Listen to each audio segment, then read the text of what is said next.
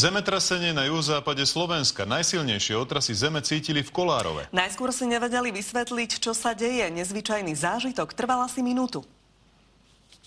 Ja zrazu som cítila taký čudný pocit, aj taký hluk, keď ma tak myklo, alebo to sa nedá opísať.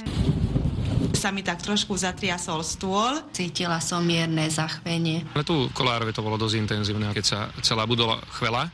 Najprv som si myslel, že proste traktor, ktorý otrhne sneh, na internete už potom kolávali správy.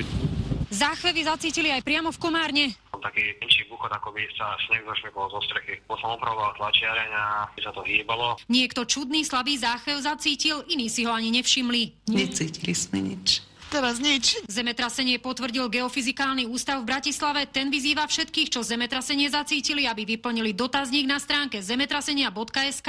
Asi minútové otrasy zachytil aj vyše storočný seizmograf v Hurbanove. Zemetrasenie bolo zaznamenané seizmickými stanicami národnej siete. Podľa predbežných údajov lokálna magnitúda zemetrasenia bolo 2,9. Hoci sa záchvevy sústredili na okolie Komárna, slabšie zemetrasenie pocítili aj v okolí Galanty či Nitry. Naposledy bolo zemetrasenie na južnom Slovensku v roku 2011. Tiež v januári.